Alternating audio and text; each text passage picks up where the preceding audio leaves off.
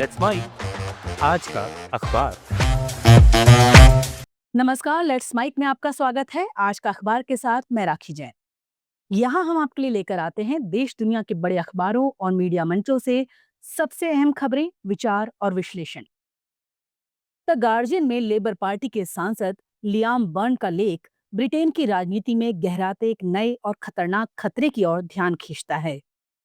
Crypto currency के जरिए होने वाला राजनीतिक फंडिंग का गुप्त और अपारदर्शी खेल। लेखक का कहना है कि मौजूदा कानूनों में पहले से ही कई झोल हैं, जैसे शेल कंपनियां, बिना रजिस्ट्रेशन वाले संगठन और डिजिटल कैंपेनिंग के जरिए मिलने वाले गुमनाम चंदे। और अब क्रिप्टो डोनेशन इन खामियों को और खतरनाक बना रहा है, क्योंकि क्रिप्टो करेंसी में लेन देन तो दर्ज होता है, लेकिन भेजने वाले की असली पहचान छिपी रहती है। इसलिए इसका दुरुपयोग करना बेहद आसान हो गया है। लेख में चेतावनी दी गई है कि रूस जैसे देश पहले से ही दुनिया भर में लोकतंत्र को कमजोर करने के लिए इस रास्ते का इस्तेमाल कर रहे हैं। यहाँ तक कि ब्रिटेन में भी कुछ राजनीतिक दल अब क्रिप्टो डोनेशन स्वीकार करने लगे हैं। इससे ये अंदेशा बढ़ गया है कि विदेशों से पैसा घूम फिर कर ब्रिटिश नागरिकों के नाम पर राजनीतिक दलों तक पहुंच सकता है। लेखक इस समस्या का समाधान यही मानते हैं कि क्रिप्टो डोनेशन पर पूरी तरह रोक लगे और साथ ही ऐसे अघोषित संगठनों पर भी जो पिछले 2 दशकों में 60 मिलियन पाउंड से ज्यादा राजनीतिक चंदा दे चुके हैं, लेकिन जिनसे कोई हिसाब किताब नहीं पूछा जाता। लियाम बर्न ये लेख इसलिए लिख रहे हैं क्योंकि वो मानते हैं कि अगर ये लूपहोल्स नहीं बंद किए गए तो ब्रिटिश लोकतंत्र में विदेशी हस्तक्षेप को रोक पाना नामुमकिन होगा। वो ये भी चेतावनी देते हैं, ये खतरा अब सिर्फ आशंका नहीं रहा, बल्कि एक सक्रिय साजिश है और क्रेमलिन इसे बहुत करीब से देख रहा है। न्यूयॉर्क टाइम्स ने आज एक लेख छापा है जिसमें कोविड के समय अमेरिका में फैली अफरा तफरी, डर, गलतफहमी और सामाजिक तनाव को एक नई फिल्म के जरिए समझाने की कोशिश की गई है। इस फिल्म का नाम है एडिंगटन और इसे मशहूर निर्देशक एरी एस्टर ने बनाया है। फिल्म दिखाती है कि महामारी के वक्त सिर्फ बीमारी नहीं फैली थी, बल्कि लोगों के बीच अविश्वास, साजिशों पर यकीन, नस्लीय झगड़े और इंटरनेट की गड़बड़ सूचनाएं भी फैली और इन सब ने मिलकर समाज को बुरी तरह से तोड़ दिया। लेख कहता है कि इतने बड़े संकट के बाद भी बहुत कम फिल्में या कहानियां बनी जो इस दर्द को खुलकर दिखा सकें, लेकिन एडिंगटन ये काम करती है। फिल्म में एक छोटे शहर की कहानी है जहां लोग मास्क लगाने को लेकर झगड़ते हैं, नस्लीय प्रदर्शन होते हैं, अफवाहें फैलती हैं और टेक्नोलॉजी की कंपनियां लोगों की जिंदगी में घुसपैठ करती हैं। धीरे धीरे कहानी ऐसा मोड़ लेती है कि जो डरावनी और हिंसक हो जाती है, जैसे लोगों का गुस्सा और मानसिक तनाव अब बाहर फूट पड़ा हो।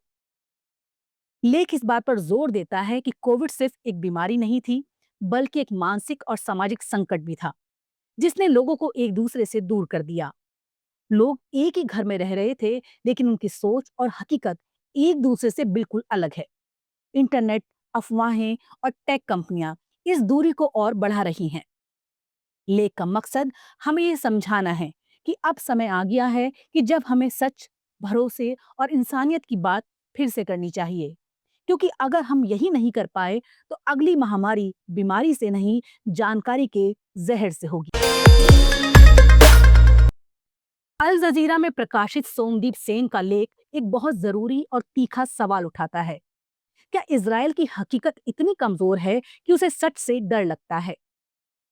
लेखक बताते हैं कि इजराइल की नीतियों और गजा में हो रही त्रासदी की आलोचना करने वालों को दुनिया भर में लगातार चुप कराया जा रहा है, फिर चाहे वो प्रोफेसर हो, पत्रकार, कलाकार, छात्र या मानवाधिकार संस्थाएं। लेख में कई उदाहरणों के जरिए दिखाया गया है कि कैसे अमेरिका और यूरोप में इजराइल विरोधी आवाजों को नौकरी से निकाला जा रहा है, धमकाया जा रहा है, यहाँ तक कि कानूनी कार्रवाई का सामना करना पड़ रहा है। इसे सिर्फ आलोचना का जवाब नहीं कहा जा सकता। ये एक संगठित दबाव है जिससे असहमति को आतंक समर्थन, यहूदी विरोध या राष्ट्रद्रोह करार देकर खामोश किया जा रहा है। लेख का केंद्र बिंदु यही है कि अगर कोई मानवाधिकार की बात करता है तो उसे चुप कराने की कोशिश क्यों हो रही है?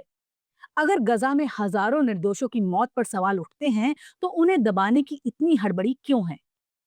लेख में ये भी दिखाया गया है कि अब सिर्फ आवाज उठाना ही नहीं, बल्कि चुप रहना भी एक राजनीतिक स्टैंड बन गया है। और ये चुप्पी उस समय सबसे खतरनाक हो जाती है जब जेनोसाइड यानी नरसंहार सामने हो रहा हो। संक्षेप में ये लेख चेतावनी है।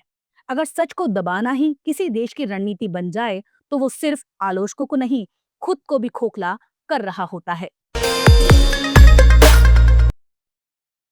बीबीसी में प्रकाशित लेख का मकसद है एनसीईआरटी की नई किताबों में इतिहास को पेश करने के तरीके पर सवाल उठाना और ये बताना कि किस तरह से आज के दौर में इतिहास को एक खास राजनीतिक और वैचारिक चश्मे से देखा और पढ़ाया जा रहा है।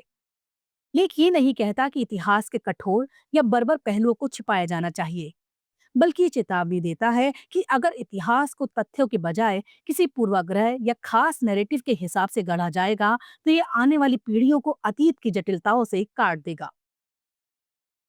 बीबीसी का ये लेख उस विवाद की पृष्ठभूमि में लिखा गया है जो एनसीईआरटी की 8वीं कक्षा की नई सामाजिक विज्ञान की किताब को लेकर उठा है। इसमें मुगल शासकों, बाबर, अकबर और औरंगजेब के शासन को मुख्य रूप से बर्बरता, हिंसा और मंदिरों के विध्वंस के लेंस से देखा गया है।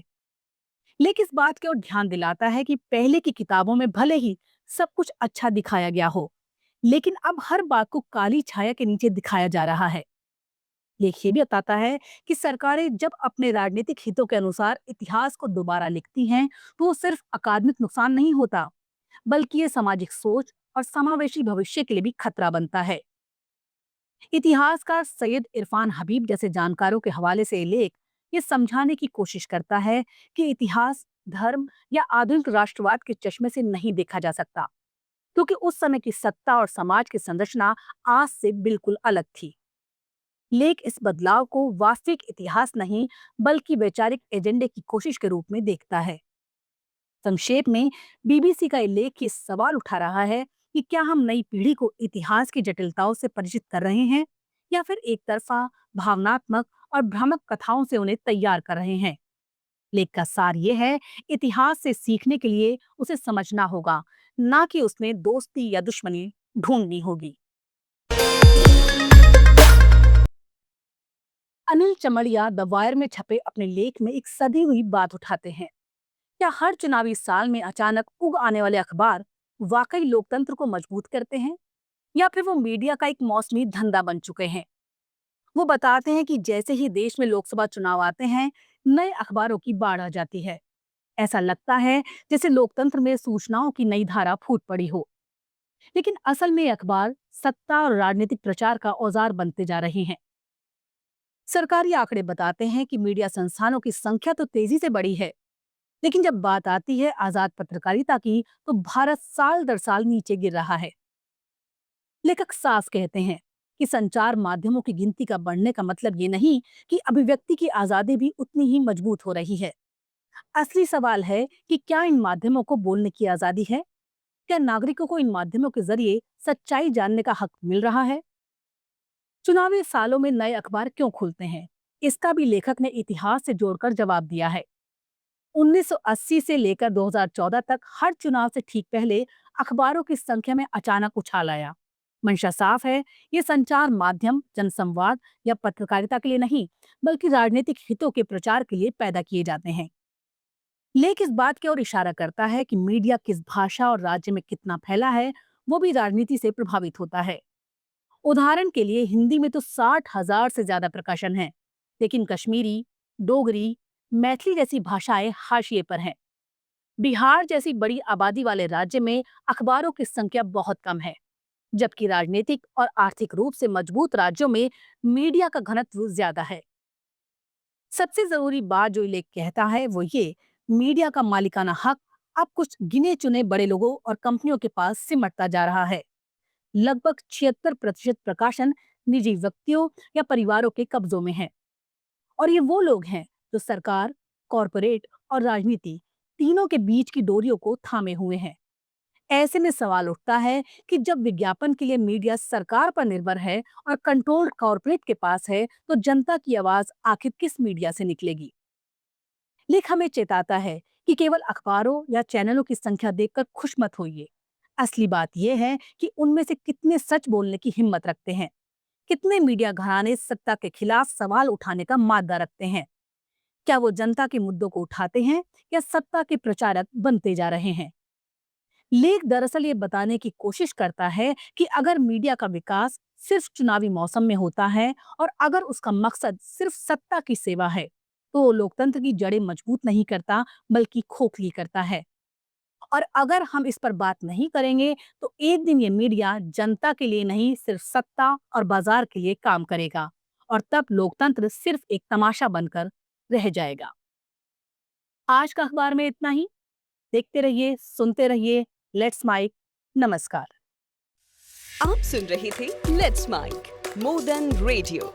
फॉलो कीजिए हमें हमारे सोशल मीडिया प्लेटफॉर्म्स पर। It's time for news. It's time for more than radio. Presenting the first radio news app, Let's Mic.